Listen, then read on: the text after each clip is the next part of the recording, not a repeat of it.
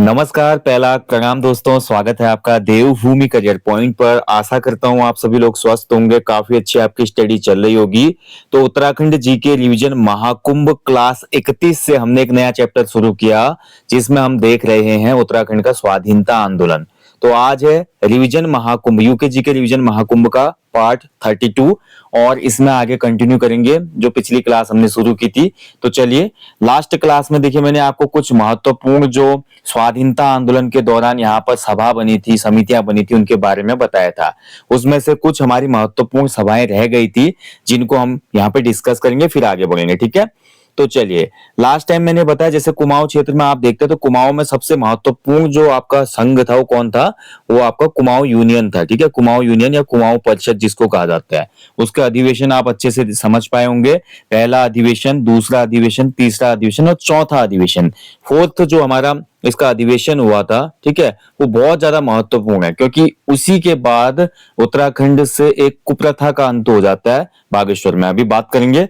और इसके बीच में देखिए कुछ अन्य महत्वपूर्ण है, जैसे अल्मोड़ा कांग्रेस की स्थापना हुई थी 1912 में, ऐसे ही गढ़वाल कांग्रेस की भी स्थापना की गई थी। ठीक है, गढ़वाल जो कांग्रेस स्थापित हुई थी 1918 में स्थापित हुई थी। इसके संस्थापक थे बैरिस्टर, ठीक है, बैरिस्टर मुकुंदी लाल जी, मुकुंदी लाल जी। ध्यान रखेंगे दोस्तों, बैरिस्टर मतलब वकील, ठीक है, ध्यान रखेंगे, एडवोकेट। उसमें इंग्लैंड से डिग्री लेके आते थे बच्चे, तो उस डिग्री को, जैसे गांधी जी भी इंग्लैंड गए और मुकुंदी लाल जी भी इंग्लैंड गए जब ये युवा होंगे, तो उसमें इंग्लैंड से जब ये डिग्री लाए हमारी एलएलबी की, तो उसमें इसको बैरिस्टर कहा जाता था वकील बनने के बाद। ओके, चलिए, और इसमें बैरिस्टर मुकुंदी लाल और अनुसुईया प्रसाद बहुगुणा, अनुसुईया प्रसाद बहुगुणा, इन दोनों के प्रयासों से गढ़वाल कांग्रेस स्थापित हुई। अगला देखिए गढ़वाल परिषद। गढ़वाल परिषद जैसे कुमाऊं परिषद बना 1916 में, ऐसे गढ़वाल परिषद भी बनी। इसकी स्थापना हुई 1919 में। कहां पे हुई स्थापना? श्रीनगर में, श्रीनगर में इसकी स्थापना होती है। ठीक है, गढ़वाल परिषद के भी अधिवेशन हुए। पहला अधिवेशन कहां पे हुआ? 1920 में कोटद्वार में। ठीक है, कोटद्वार में इसका पहला अधिवेशन किया गया, ध्यान रखेंगे। ठीक है, महत्वपूर्ण है। चलिए, ऐसे ही देखिए गढ़वाल सर्वदलित परिषद भी बनी थी आपकी 1928 में। गढ़वाल सर्वदलित परिषद, गढ़वाल परिषद तो 1919 है। अगर गढ़वाल सर्वदलित परिषद पूछेगा आपसे कभी, तो सर्वदलित परिषद जो बनी थी 1928 में बनी थी। जयानंद भारती इसके संस्थापक थे। ठीक है, ध्यान रखेंगे। चलिए, आगे कुछ और महत्वपूर्ण बनी, देखिए जैसे सरोला सभा बनी थी, आप सभी को मैंने लास्ट टॉपिक में बताया था। सरोला सभा स्थापित हुई थी गढ़वाल में 1904 में। संस्थापक थे तारादत्त गैरोला, टिहरी में मुख्यालय था। गढ़वाल की पहली कास्टिज्म वाली एक ये असेंबली थी, या बोल सकते कि एक संगठन था। इसी की तर्ज पे जो क्षत्रिय लोग थे उन्होंने भी बोला, भाई अरे ब्राह्मण लोगों, अगर आप तुम अपनी सभा बना रहे तो हम क्यों ना बनाए। तो इन्होंने भी 1919 में यहाँ पे अपनी क्षत्रिय सभा बनाई। ठीक है, और इसके संस्थापक थे प्रताप सिंह नेगी, प्रताप सिंह नेगी जी। तो इन्होंने भैया ये आपका क्षत्रिय सभा बनाई थी, और ध्यान रखेंगे, ठीक है, महत्वपूर्ण है आपका क्षत्रिय सभा। और क्षत्रिय सभा ने भैया एक महत्वपूर्ण पत्र भी निकाला था 1922 में। 1922 में इसी क्षत्रिय सभा ने एक पत्र निकाला था जिसका नाम था क्षत्रिय वीर, क्षत्रिय वीर नामक पत्र भी निकाला था। ठीक है, जो कि एक पाक्षिक समाचार पत्र था। पाक्षिक का मतलब होता है जैसे महीने में दो पक्ष होते हैं ना, शुक्ल पक्ष और कृष्ण पक्ष है, 15-15 दिन का अंतराल होता है जिसमें चंद्रमा के मूवमेंट के आधार पे। तो ऐसे महीने में जो 2 बार पत्र निकलेगा या 2 बार मैगजीन अखबार निकलेगी, उसको पाक्षिक पत्र कहा जाता है। क्लियर? सप्ताह में जो निकलता है उसको साप्ताहिक कहा जाता है। जो रोज आता है जैसे Amar Ujala, Dainik Jagran, Hindustan, times of India, ठीक है, द हिंदू, ये हुए आपके दैनिक समाचार पत्र। ओके, ऐसे कुछ 6 महीने में भी आपके पत्र आते हैं। ठीक है, 6 महीने में, इनको अर्धवार्षिक पत्रिका कहा जाता है। 3 महीने में जो पब्लिश होती है त्रैमासिक पत्रिका, और जो साल में ही निकलती है एक एडिशन आता है जिसका, उसको वार्षिक पत्रिका कहा जाता है। गढ़वाल जागृत संघ बना भाई आपका 1919 में ही स्थापित हुआ गढ़वाल जागृत संघ, ध्यान रखेंगे। और गढ़वाल जागृत संघ के भी जो हमारे संस्थापक थे कौन थे? ये आपका प्रताप सिंह नेगी थे। ठीक है, प्रताप सिंह नेगी, प्रताप सिंह नेगी, ध्यान रखिए। क्षत्रिय सभा में प्रताप सिंह नेगी के साथ एक व्यक्ति और थे, जोध सिंह नेगी, जोध सिंह नेगी। ठीक है, क्षत्रिय सभा इन दोनों के प्रयासों से बनी, जबकि गढ़वाल जागृत संघ प्रताप सिंह नेगी द्वारा बनाई गई थी। और ध्यान रखेंगे, गढ़वाल की जो क्षत्रिय सभा थी, इन्होंने गढ़वाल क्षत्रिय छात्रवृत्ति ट्रस्ट भी बनाया था एक। ठीक है, ये भी महत्वपूर्ण है, नोट कर लीजिएगा। गढ़वाल की जो क्षत्रिय सभा थी, इस क्षत्रिय सभा ने गढ़वाल के क्षत्रिय बच्चों को हायर एजुकेशन देने के लिए, जो मेधावी बच्चे थे उनके लिए एक ट्रस्ट भी बनाया था 1919 में। और इस ट्रस्ट के जरिए क्या किया गया, बच्चों को एजुकेशन के लिए यहाँ पे सपोर्ट किया गया। ठीक है, और संस्थापक इसके ज्योतिषी नेगी थे। इसका जो मुख्यालय था पौड़ी गढ़वाल में था। ठीक है, पौड़ी गढ़वाल में गढ़वाल क्षत्रिय छात्रवृत्ति ट्रस्ट। ओके, चलिए अब बाकी अन्य महत्वपूर्ण बात तो करें भाई। बागेश्वर में कुली बेगार प्रथा का अंत पढ़ेंगे, थोड़ा गढ़वाल से रिलेटेड बात करते हैं। देखिए 1920 का जब वक्त चला था, 1920 में मोतीलाल नेहरू जी कहाँ आए थे, अल्मोड़ा आए थे। ठीक है, ये भी महत्वपूर्ण पॉइंट है। मोतीलाल नेहरू कौन थे, ये जवाहरलाल नेहरू के पिता थे। और 1920 में जब ये अल्मोड़ा आए तो एक विशाल सभा का आयोजन किया गया और इसमें जो फिरंगी कपड़े थे उनकी होली जलाई गई। ठीक है, विशाल सभा आयोजित हुई अल्मोड़ा में। क्वेश्चन बना देता है कभी कभी, वर्ष याद रखना है। उसके अलावा देखिए आपका 1921 में क्या हुआ था, गढ़वाल कांग्रेस कमेटी के कार्यकर्ताओं की एक बैठक होती है। ठीक है, कहाँ पे, दुगड्डा में। दुगड्डा में एक बैठक होती है जिसमें भाग लेते हैं भैया बड़े नेता पुरुषोत्तम दास टंडन। पुरुषोत्तम दास टंडन, ठीक है, ये भाग लेते हैं इसमें, ये भी महत्वपूर्ण है। ओके, ऐसे 1921 का जो वर्ष है बहुत महत्वपूर्ण हो जाता है क्योंकि इसी वर्ष में भैया आपका देवकी नंदन पांडे, देवकी नंदन पांडे जी द्वारा क्या होता है आपका ताड़ी खेत में, ताड़ी खेत जो है अल्मोड़ा में है। ठीक है, ताड़ी खेत, तो ताड़ी खेत में इन्होंने एक प्रेम विद्यालय बनाया था, प्रेम विद्यालय की भी स्थापना की। ओके, ठीक है, तो ये कुछ महत्वपूर्ण पॉइंट है, आपको अच्छे से याद रखना है इनको। अब आ जाते हैं बागेश्वर में जो कुली बेगार प्रथा का अंत हुआ था। हालांकि लास्ट टॉपिक में मैं आपको बता चुका हूं, फिर आपका एक रिवाइज करा देता हूं मैं। उत्तराखंड में देखिए कुली बेगार जो प्रथा थी इसकी शुरुआत हो गई थी कत्यूरी काल में। ये महत्वपूर्ण पॉइंट है, कत्यूरी काल में ये कुप्रथा शुरू हो गई थी। अब कुली बेगार क्या थी, कुली उतार क्या थी, कुली बरदाइश क्या थी, मैं कल के टॉपिक में आपको बता चुका हूँ। कत्यूरी काल में देखिए कत्यूरी राज को धर्म राज्य कहा जाता है। उस समय प्रजा जो थी राजा को भगवान मानती थी, तो राजा जब भी गांव में आता था विजिट के लिए तो उसमें प्रजा उसको राशन भी देती थी, फल भी देती थी, दूध भी देती थी, उसका सामान भी ढोती थी। उसके बदले जनता को राजा से कुछ भी नहीं चाहिए होता था क्योंकि राजा उनका भगवान था।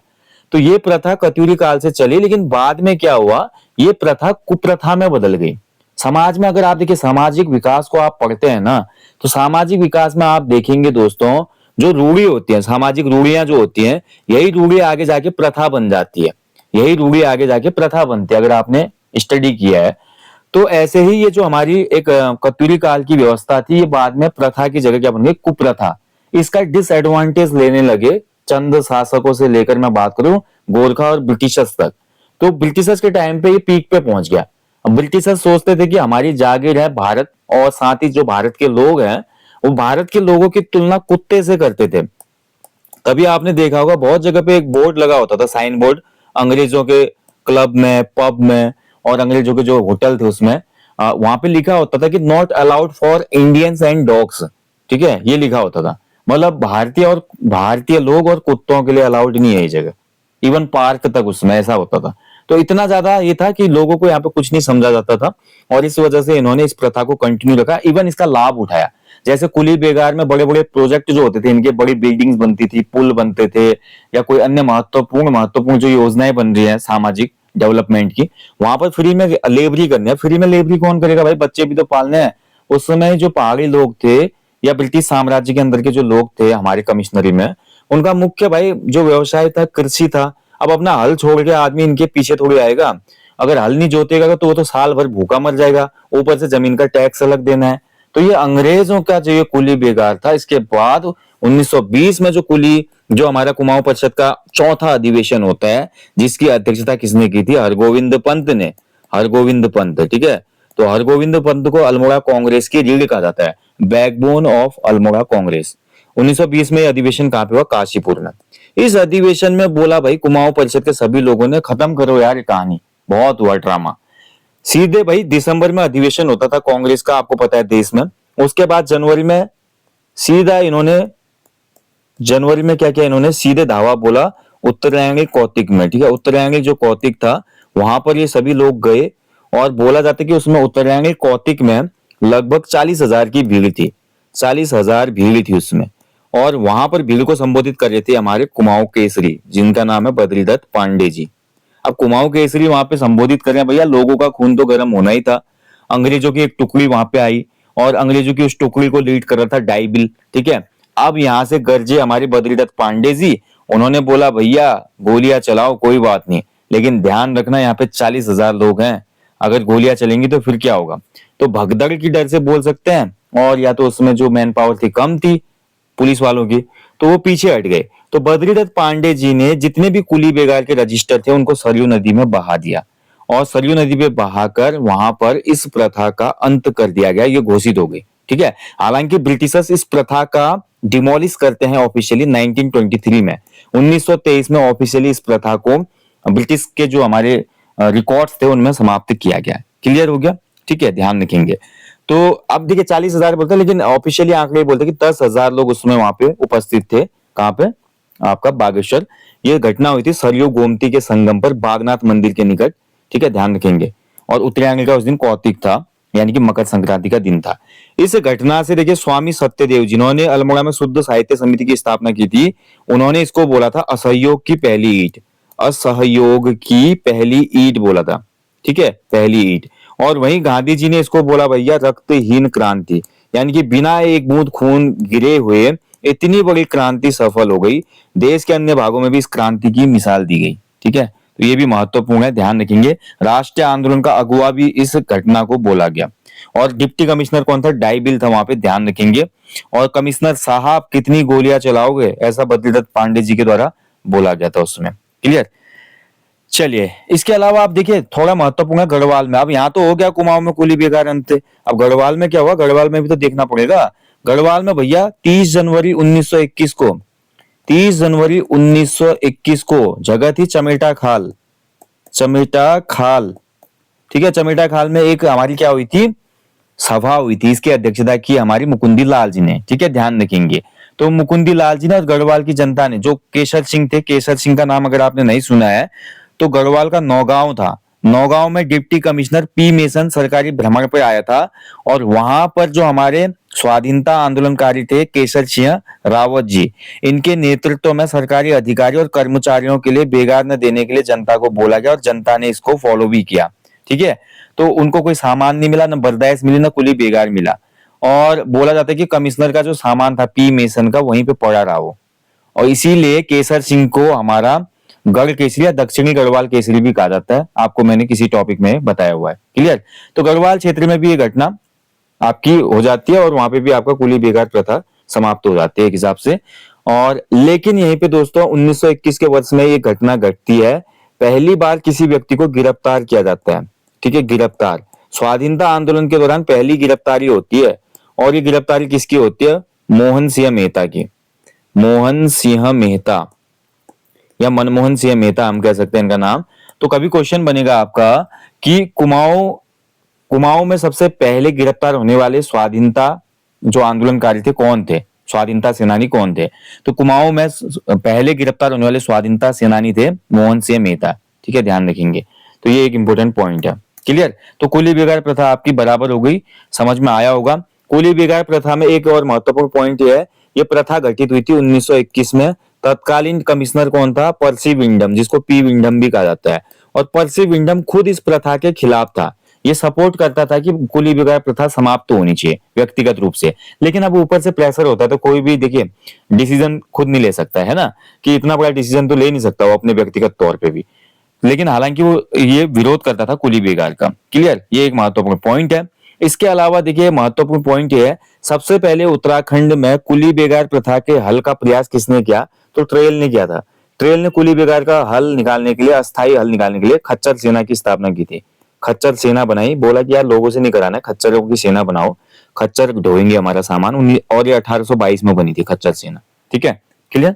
चलिए अब भैया हमारे बापू आ जाएंगे उत्तराखंड में, ठीक है। स्वाधीनता आंदोलन चल रहा है भाई, उत्तराखंड पॉपुलर हो चुका है। 1921 में कुली बेगार जो प्रथा है उसका समापन, एंड रक्तहीन क्रांति गांधी जी बोल रहे हैं, स्वामी सत्यदेव असहयोग की ईंट बोल रहे हैं। उसके अलावा जो भारत के तत्कालीन जो स्वतंत्रता सेनानी थे उनके बीच में एक खबर फैल चुकी थी कि उत्तराखंड में आंदोलन सफल हो चुका है, ठीक है। अब गांधी जी की बात करते हैं तो गांधी जी उत्तराखंड आगमन करेंगे। गांधी जी देखिए सबसे पहले आपका गांधी जी आए थे देहरादून में, ठीक है, ध्यान रखेंगे। तो देहरादून में 1916 में आए थे, देहरादून का भ्रमण इन्होंने किया था। और वहीं बात करें, सबसे पहले हम बात करते हैं कुमाऊं क्षेत्र में। तो कुमाऊं क्षेत्र में भी गांधी जी ने एक बार यात्रा की थी 1921 में। बहुत कम बुक्स में इसकी डिटेल है। 1921 में गांधी जी आए थे, ठीक है। स्वराज आश्रम की आधारशिला भी रखी थी उन्होंने 1921 के आसपास। गांधी जी ने बागेश्वर को उसमें बोला था आपका गोल्डन वैली, इसीलिए बागेश्वर को गोल्डन वैली भी कहा जाता है। आपने स्टैटिक जीके में पढ़ा होगा ये, क्लियर।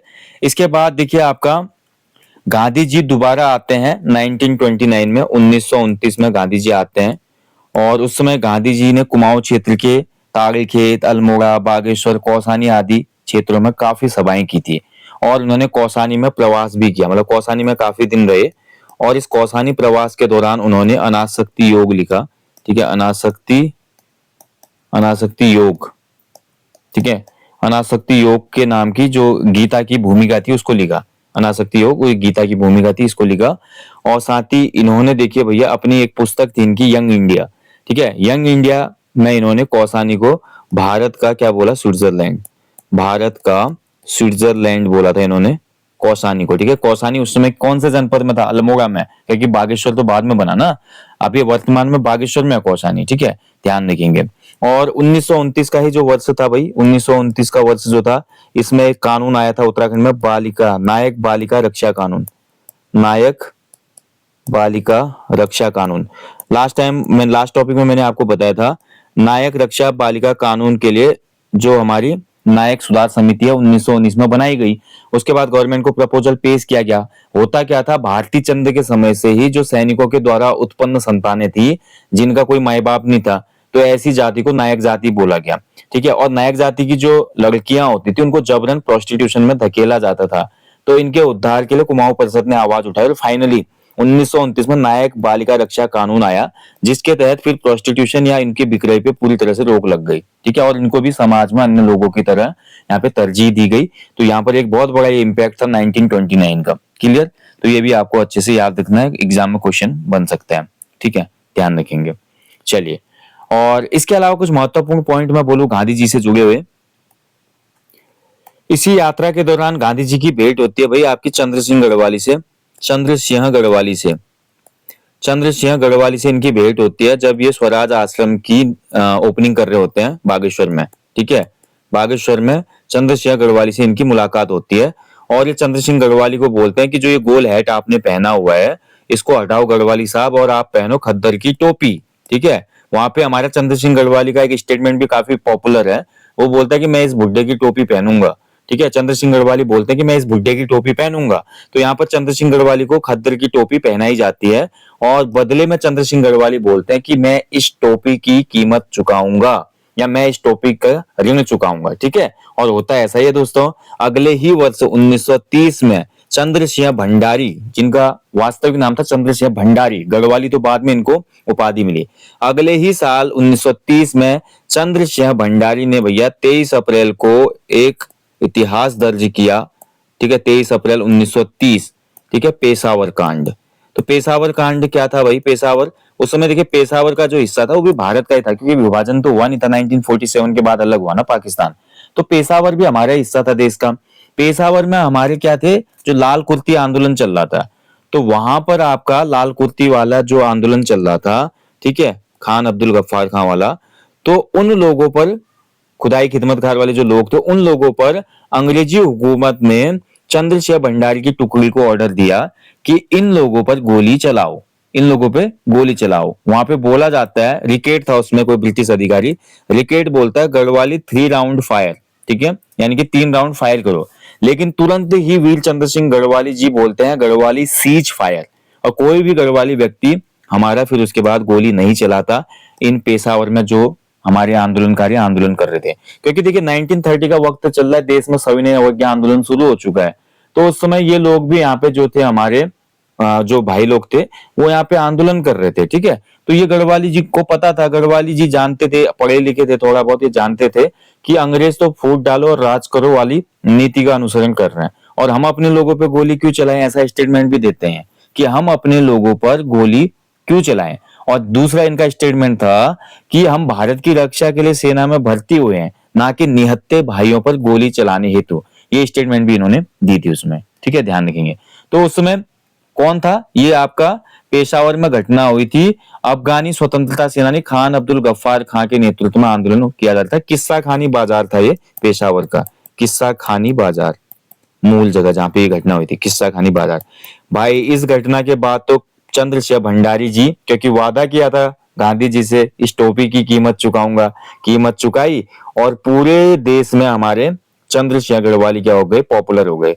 फिर इनको इनके नाम पे भाई गढ़वाली दिवस भी मनाया गया। ठीक है, गढ़वाली दिवस मनाने की घोषणा की गई संपूर्ण देश में। और दूसरा भैया आपका गांधी जी भी एक स्टेटमेंट देते हैं फिर यहाँ पे कि अगर मुझे एक और चंद्रशेखर गढ़वाली मिलता तो भारत कब का आजाद हो जाता। ठीक है, ये एक महत्वपूर्ण स्टेटमेंट गांधी जी ने दी थी। और गांधी जी ने बोला जाता है कि इनको पवनार आश्रम में बुलाया था और गढ़वाली नाम दिया था। चंद्रशेखर गढ़वाली का संबंध था 2/18 गढ़वाल राइफल्स। ठीक है, ये भी महत्वपूर्ण पॉइंट है, एग्जाम में पूछा जाता है। क्लियर। ठीक है, मोतीलाल नेहरू जी ने क्या किया, संपूर्ण देश में 23 अप्रैल को गढ़वाल दिवस मनाने की घोषणा भी की थी। क्लियर। चलिए अब आ जाते हैं 1930 का जो हमारा ये असहयोग आंदोलन चल रहा है, इसमें थोड़ा हम आगे बढ़ेंगे। ठीक है, तो देखिए हमारा जो असहयोग आंदोलन था 1930 वाला, सविनय माफ कीजिएगा सविनय अवज्ञा आंदोलन, असहयोग नहीं, असहयोग तो 1920 में हुआ था, माफी चाहूंगा। 1930 में जो हमारा सिविल डिसोबीडियंस मूवमेंट हुआ था या नमक सत्याग्रह भी जिसको कहते हैं, इसका उत्तराखंड में देखिए सबसे पहला इम्पैक्ट तो ये है कि भैया चंद्रशेखर गढ़वाली हमारे पॉपुलर हो चुके हैं।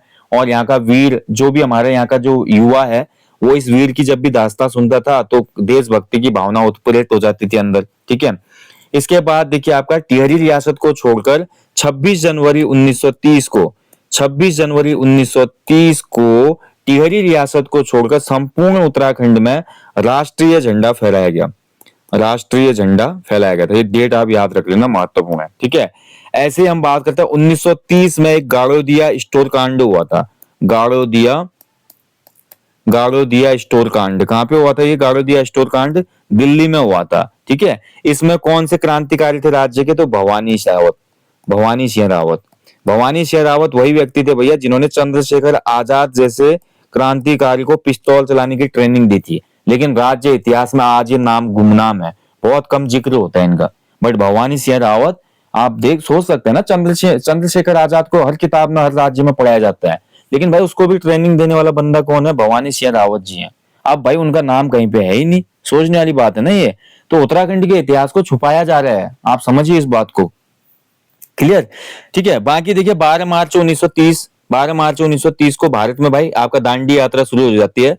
ठीक है, दे दी हमें आजादी बिना खड्ग बिना ढाल, साबरमती के संत तूने कर दिया कमाल। तो 12 मार्च से यात्रा पहुंचती है हमारी 24 दिनों के उपरांत 6 अप्रैल को दांडी नामक प्लेस में, जहां गांधी जी नमक बनाते हैं और ब्रिटिशर्स का नमक कानून तोड़ देते हैं। ठीक है, क्योंकि नमक पे भी टैक्स लगा दिया था ब्रिटिशर्स ने, तो गांधी जी ने बोला भाई हमारे देश के नमक पे जब तुम टैक्स लगा रहे हो तो फिर तुम्हारी नीतियों पे हम क्या भरोसा करेंगे। क्लियर। अब गांधी जी की इस दांडी मार्च यात्रा में उत्तराखंड राज्य से ज्योतिराम कांडपाल जी भी थे, ज्योतिराम कांडपाल जी।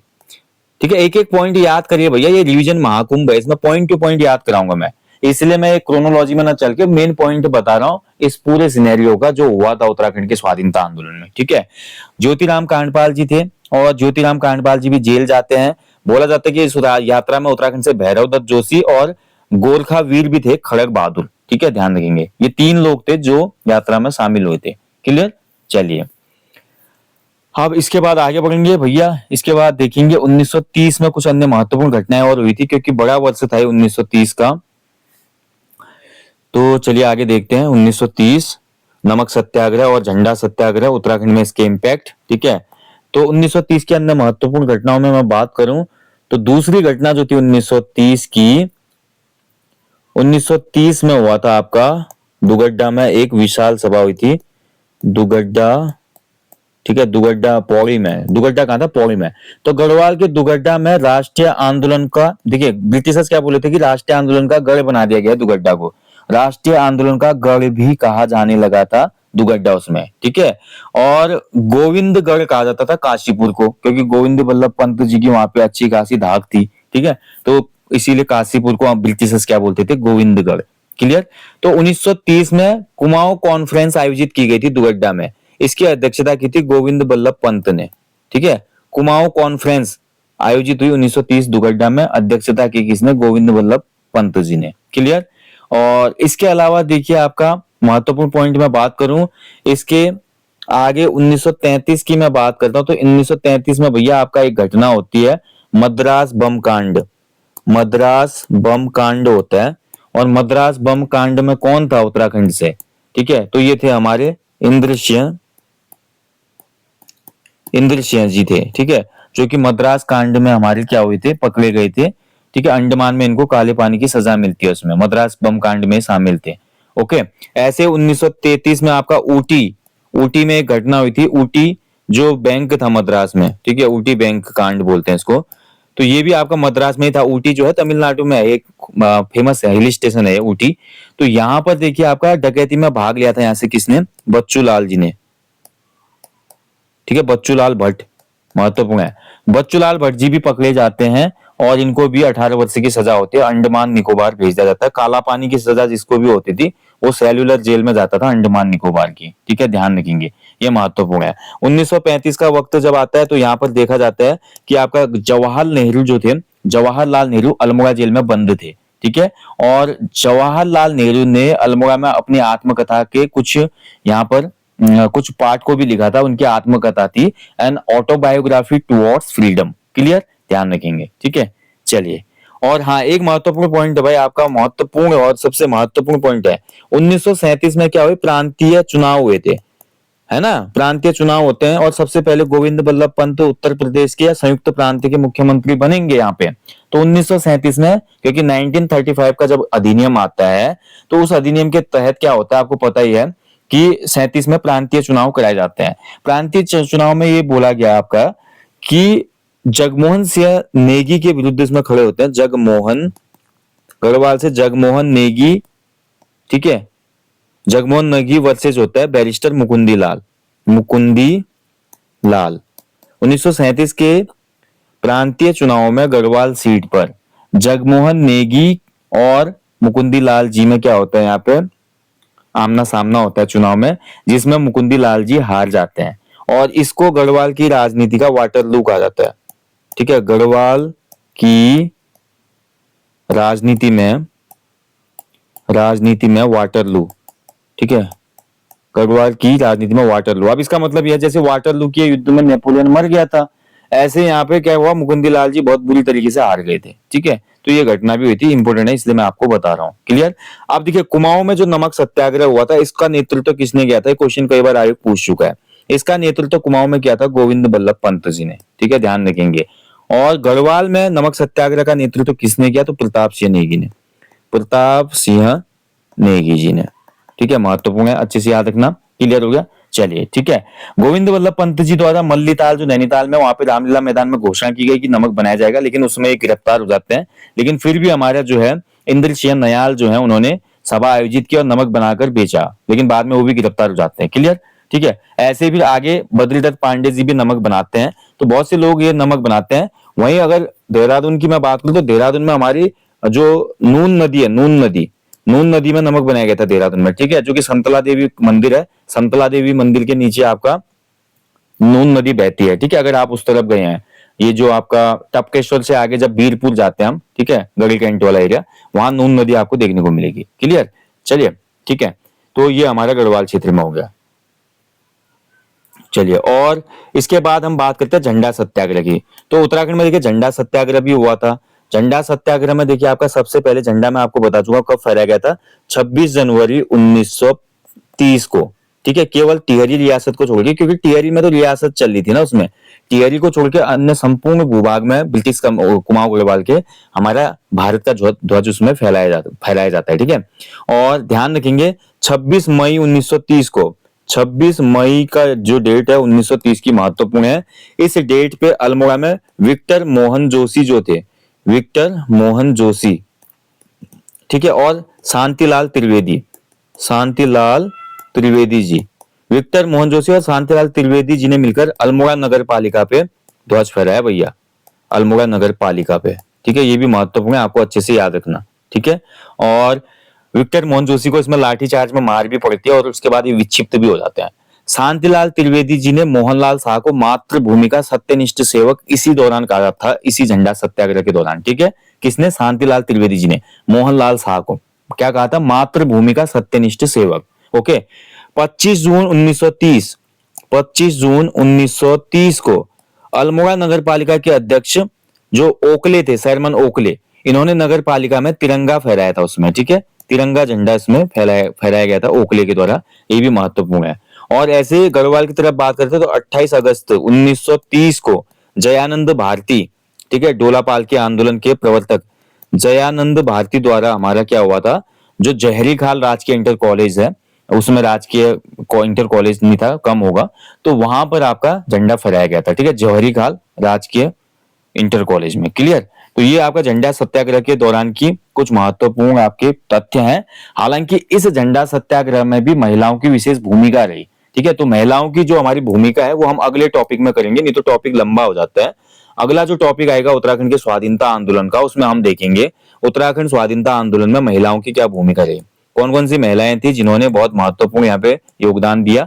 इसके बाद हम देखेंगे कुछ महत्वपूर्ण आंदोलन, जैसे कि शिल्पकार सुधार जो आंदोलन हुआ था, ठीक है, और डोलापाल के आंदोलन हो गया, और उसके बाद देखेंगे भारत छोड़ो आंदोलन। ठीक है, तो अगले टॉपिक में मैं कवर या कंप्लीट कराने की पूरी कोशिश करूंगा इस टॉपिक को। क्लियर? चलिए दोस्तों, तो फिर मिलते हैं नेक्स्ट टॉपिक में। जाने से पहले हमेशा की तरह अपने जीवन में एक पेड़ लगाएं और लोगों को भी इसके लिए अवेयर करें। Thank you for watching. जय हिंद, जय देवभूमि।